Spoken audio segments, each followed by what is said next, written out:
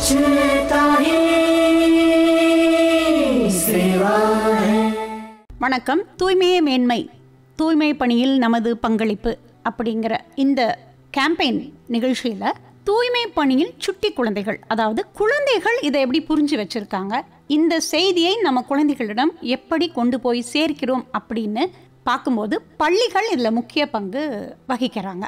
அந்த வகையில் இன்னைக்கு தனியார் சர்வதேச குழந்தைகள் பள்ளியின் தாளாளர், அங்கே பணியாற்றக்கூடிய தூய்மை பணியாளர்கள், அதுக்கப்புறம் ரொம்பவே ஸ்பெஷலாக ஒரு குழந்தை, இவங்க கிட்ட பேச போகிறோம்.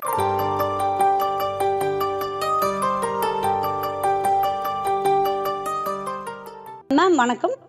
வணக்கம் மேடம். என்னுடைய பெயர் லாவண்யா, ஐன்ஸ்டீன் கிட்ஸ் இன்டர்நேஷனல் பள்ளியினுடைய தாளாளர்.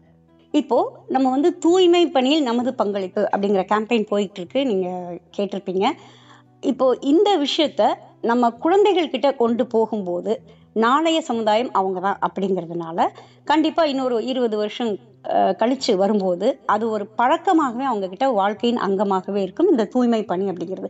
இந்த வித கேம்பெயின்ஸ்லாம் தேவைப்படாமையே நம்ம ஒரு கிளீன் இந்தியாவை நிச்சயமா எதிர்பார்க்கலாம். ஸோ அப்படி இருக்கும்போது இந்த குழந்தைகள் கிட்ட இந்த தூய்மை பணியை கொண்டு வர்றதுக்காக, அதாவது தூய்மையா இருக்கணும் அப்படிங்கிற அந்த கான்செப்டை கொண்டு வர்றதுக்காக உங்க பள்ளியில நீங்க என்னெல்லாம் செயல்முறைகள் இருக்கு?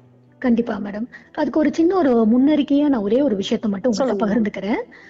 உலக அளவில் பாத்தீங்கன்னா ஒரு 100 கோடி குழந்தைகள் அதிக அளவு காற்று மாசுபாட்டினாலும், 92 கோடி குழந்தைகள் தண்ணீர் பற்றாக்குறையினாலும், 82 கோடி பேர் வெப்ப அலை தாக்கத்தினாலும், 81.5 கோடி பேர் ஈய மாசுபாட்டாலும், 60 கோடி குழந்தைகள் கொசுக்கள் போன்ற நோய் பரப்பும் ஜீவராசிகளாலும் பாதிக்கப்படுவதாக ஐக்கிய நாடுகள் சிறுவர் நிதியத்தின் அறிக்கை கூறுகிறது. கண்டிப்பா அது உங்களுக்கு தெரிஞ்சிருக்கும். இதை கருத்தில் கொண்டு இந்த அச்சுறுத்தலை தவிர்ப்பதற்காக நமது மழலையர் குழந்தைகளின் மூலமாக ஒரு சிறு மாற்றத்தை ஏற்படுத்த வேண்டும் என்பதற்கு நமது பள்ளியில 3Rs ப்ராஜெக்ட் என்பதை கடந்த 5 வருடமாக நாங்க செயல்படுத்தி வருகின்றோம். இந்த 3R ப்ராஜெக்ட் அப்படின்னா மேம், ரீசைக்கிள், ரெடியூஸ், ரீயூஸ் என்று ஒரு பின் நாங்க வச்சிருக்கோம் பள்ளியில. அதுல பாத்தீங்க அப்படின்னா பிளாஸ்டிக், பேப்பர், மெட்டல், கிளாஸ் என்று எழுதியிருக்கோம். எழுதுனது மட்டும் இல்லாம நாங்க அதுல படமும் ஒட்டியிருக்கோம். ஏன்னா குழந்தைகள் புரிந்து கொள்ளணும் இல்லையா, அதனால நாங்க படமும் ஒட்டியிருக்கோம். ஒவ்வொரு செவ்வாய்க்கிழமையும் பாத்தீங்க அப்படின்னா ஈகோ கிளப் என்று குழந்தைகளுக்கு ஒரு ஆக்டிவிட்டி இருக்குது. இந்த ஈகோ கிளப் அப்படிங்கிற ஒரு ஆக்டிவிட்டிக்காக குழந்தைங்க என்ன பண்ணுவாங்கன்னா, வீட்டுல இருந்தே பள்ளிக்கு வரும்போது இந்த பேப்பர், பிளாஸ்டிக் போன்ற ஏதேனும் ஒரு வேஸ்ட் பொருட்களை கொண்டு அதை எடுத்துட்டு வருவாங்க. காலையில பள்ளியில உள்ள நுழையும் பொழுதே அந்த பின்ல அவங்க அந்த படத்துக்கு ஒட்டுனதுக்கு தகுந்தா போல பிரிச்சு பிரிச்சு போடுவாங்க. இதன் மூலமா நாங்க இந்த வேஸ்ட் மேனேஜ்மெண்ட், அதாவது வேஸ்ட் டிஸ்போசல் அப்படிங்கிற ஒரு விஷயத்த குழந்தைங்களுக்கு நாங்க கற்றுக்கொண்டு கொடுத்து கொண்டு இருக்கிறோம். அந்த புத்தக படிப்பை தாண்டி கழிவு மேலாண்மை என்பது அவர்கள் எளிதாக புரிந்து கொள்வதற்கு இன்னொரு சிறப்பான ஒரு வியப்பான விஷயம் இருக்குது மேடம். அவர்கள் என்ன செஞ்சிட்டு இருக்காங்கன்னா பாத்தீங்கன்னா, இந்த சிங்கிள் யூஸ் பிளாஸ்டிக் அப்படிங்கிறது நம்ம எவ்வளவு பெரிய அச்சுறுத்தல் என்பதை குழந்தைகளுக்கு நம்ம புரிய வைக்க முடியாது. கண்டிப்பா மேடம். இப்ப நம்ம கூட நம்மளுடைய அன்றாட வாழ்க்கையில அது எந்த அளவுக்கு வியாபித்து இருக்குது, அந்த பிளாஸ்டிக் எத்தனை சுலபத்துல அகற்ற முடியாதுங்கிற விஷயத்தையும் நம்ம அவங்களுக்கு சொல்லிக் கொடுக்க முடியாவிட்டாலும், அந்த மாற்றம் குழந்தைகளிடம் இருந்துதான் தொடங்கப்பட வேண்டும் என்பதற்காக நம்ம அந்த அன்றாட வாழ்வுல நம்ம தவிர்க்க முடியாம சில சிங்கிள் யூஸ் பிளாஸ்டிக்ஸ் எல்லாம் பயன்படுத்திட்டு இருக்கோம் பாத்தீங்களா. அதை என்ன பண்ணுவாங்கன்னா, அந்த பிளாஸ்டிக்க துண்டு துண்டா வெட்டி அதை கொண்டு வருவாங்க. அந்த பிளாஸ்டிக் சின்ன சின்ன கவரை துண்டு துண்டா வெட்டி கொண்டு வருவாங்க. தண்ணீர் பாட்டில் இருக்குது இல்ல மேடம், அந்த பாட்டில்ல அந்த துண்டு துண்டாக வெட்டிய பிளாஸ்டிக் கவர்களை போட்டு டப்பாக்குள்ள வச்சு அடைப்பாங்க. அப்படி அடிக்கும் பொழுது அது ஒரு நல்ல கனமான ஒரு பாட்டிலா மாறிடும்.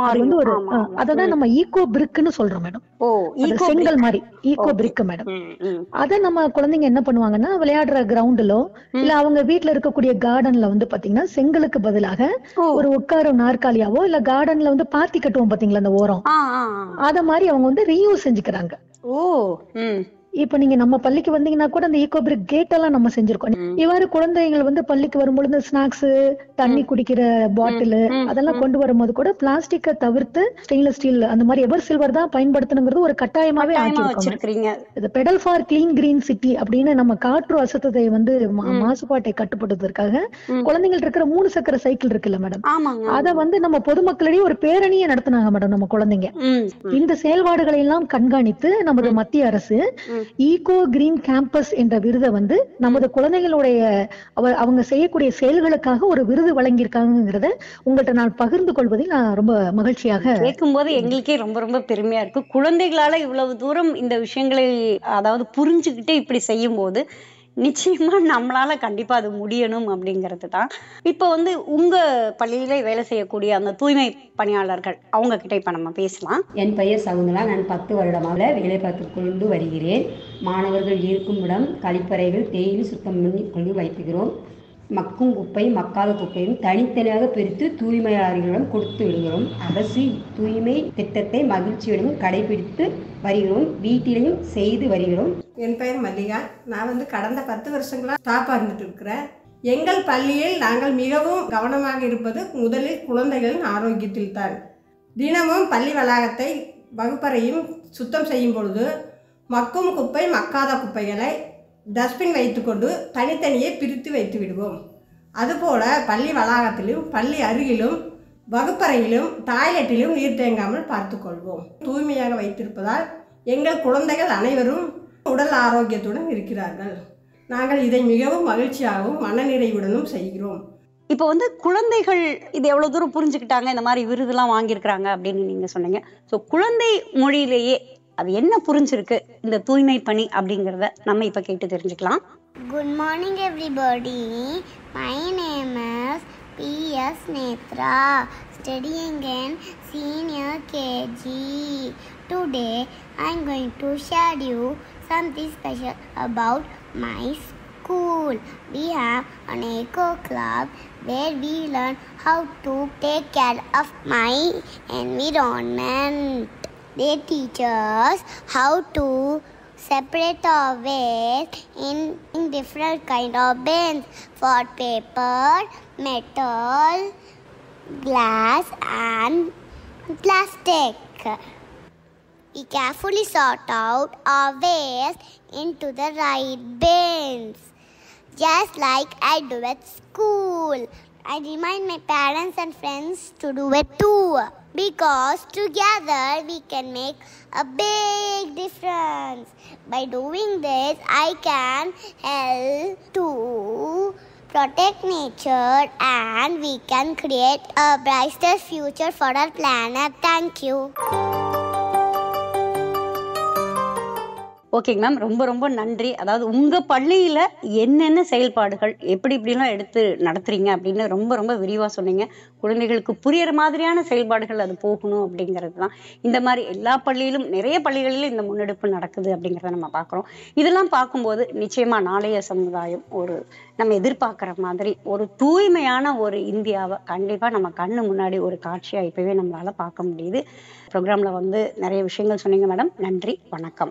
ரொம்ப நன்றி மேடம். இப்படி ஒரு வாய்ப்பை தூய்மை இந்தியா அப்படிங்கிற ஒரு பெரிய ஒரு விஷயத்த வந்து நமது குழந்தைகளின் இடையே நாங்க வந்து கொண்டு போறதுக்கு, அப்படி நாங்க கொண்டு சென்ற விஷயத்தை குழந்தைகள் பேசுவதற்கு அனுமதித்த, எங்களுடைய நான் டீச்சிங் ஸ்டாஃப் பேசுவதற்கு அனுமதித்த, எனக்கு ஒரு வாய்ப்பு கொடுத்த உங்களுடைய வானொலிக்கு மிகப்பெரிய நன்றியையும் வணக்கத்தையும் நான் தெரிவித்துக் கொள்கிறேன். Thank you ma'am. Thank you. Thank you so much ma'am. இதுவரை தூய்மை பணியில் சுட்டி குழந்தைகள் தனியார் சர்வதேச குழந்தைகள் பள்ளியின் தாளாளர் லாவண்யா அவர்களுடன் நேர்முகம் கேட்டோம்.